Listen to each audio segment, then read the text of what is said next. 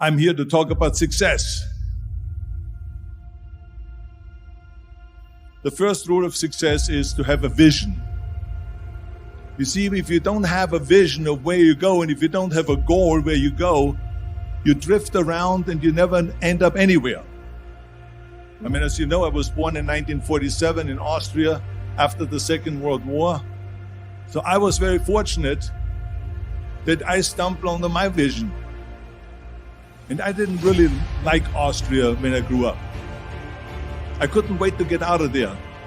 I couldn't see myself becoming a farmer or a worker in a factory or anything like that. Even though my parents wanted me to stay there and have a normal life. But that was their vision, not mine. My vision was totally different. I felt that I was born for something special, for something unique, for something big.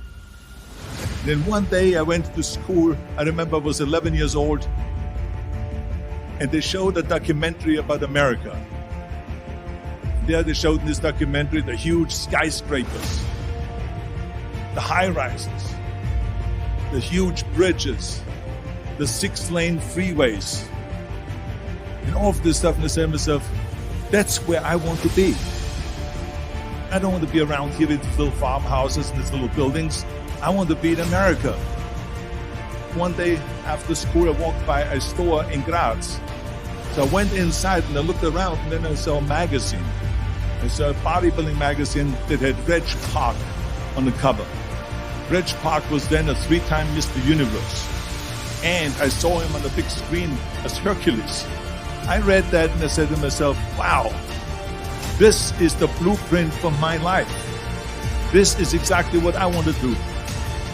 I want to become a bodybuilding champion just like Reg Park. I want to get into movies just like Reg Park. And I want to make millions of dollars and be rich and famous just like Reg Park. Do you know how great it felt that I knew where I was going?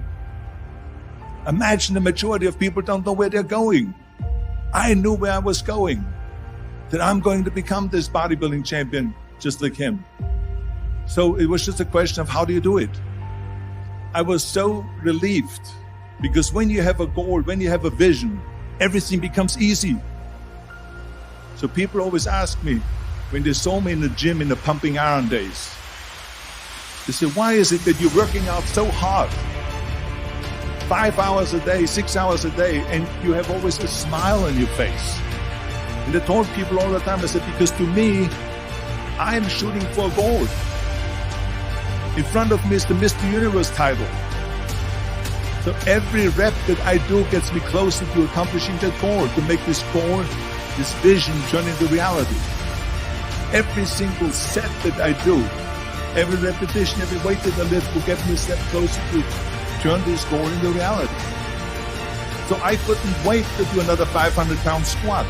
I couldn't wait to do another 500-pound bench press. I couldn't wait to do another 2,000 reps of sit-ups. I couldn't wait for the next exercise. At the age of 20, I went to London and I won the Mr. Universe contest as the youngest Mr. Universe ever. And it was because I had a goal. So let me tell you something, visualizing your goal and going after it makes it fun. You got to have a purpose no matter what you do in life. You got to have a purpose. 74% hate their job in America. Now, this is not much different when you come to Europe. The majority of people don't like what they're doing because they're really not doing it because they didn't have a goal and they followed this goal. They just aimlessly drift around, and then all of a sudden there's a job opening, so they get that job because you have to work. But then when you work, it's a chore. It's work. It's not fun. So if you think about only a quarter of the people really enjoy what they're doing in life, that is unbelievable if you think about it. So I felt so blessed that I knew what I was doing. It's like a medical student that studies and knows he wants to become a doctor. You know where to go. And the same thing is also in politics. I remember that in politics, I had a very clear vision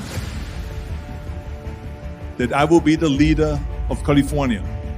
This is as far as I could go because I was not born in America, so I could not run for president. So being the governor of the fifth largest state, I should say the largest state, the fifth largest economy in the world, was for me really the ultimate title, the ultimate accomplishment in politics.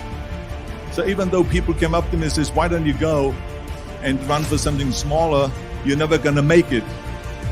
I ran for governor, and then 2 months later I became governor of the state of California. Again, because I had a very clear vision what I'm gonna do with California.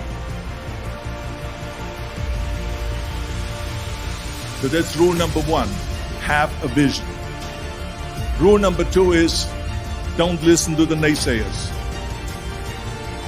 Don't listen to the naysayers.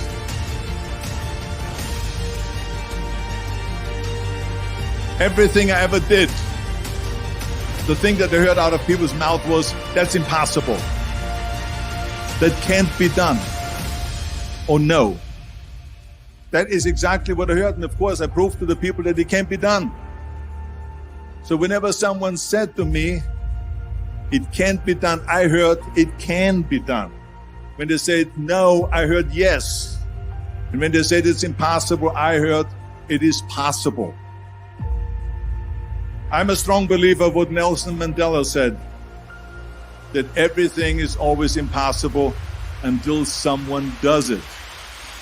Well, I'm going to be the one, I said to myself, I'm going to do it and I'm going to show it to them. Maybe it has never been done before.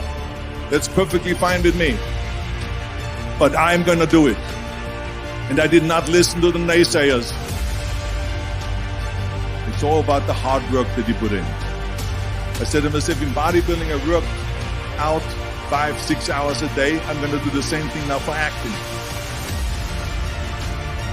And of course, I went to college to study English. I studied accent removal, acting classes, and all of this stuff all day long. I worked and I worked and I worked. And within a short period of time, I made one movie called Hercules in New York, which of course went right into the toilet. But it didn't discourage me. I still had the same vision. And then all of a sudden I did Streets of San Francisco. I did Stay Hungry and Pumping Iron and The Villain. And then all of a sudden I was asked by Dino De Laurentiis and by Universal Studio to star in Conan the Barbarian. And after I did Conan the Barbarian, the director at the press conference said to the press, the director was John Milius.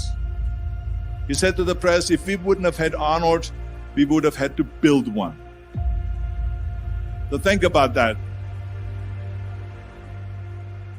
The very body that they said can never be sold because the time is wrong. A few years later, I'm doing Conan the Barbarian, and it was the #1 hit at the box office when it came out in the summer of '82. Think about that. And the director says, if we wouldn't have had his body, we would have had to build one. So all of a sudden, my body became an asset, not a liability. And the same thing was with Terminator. After we were finished filming Terminator, Jim Cameron said to the press, if Arnold wouldn't have had that accent and talked like a machine, I think the movie wouldn't have worked. So think about that. The body and the accent that they attacked was an asset. But I didn't listen to those losers. I didn't listen to them at all. This is just the reality of it, is that you cannot listen to the naysayers. So this is a very important lesson for all of you. So when someone says, no, this is a stupid idea, you in your mind, you don't have to say it, but in your mind just say this, you're an asshole. What do you know?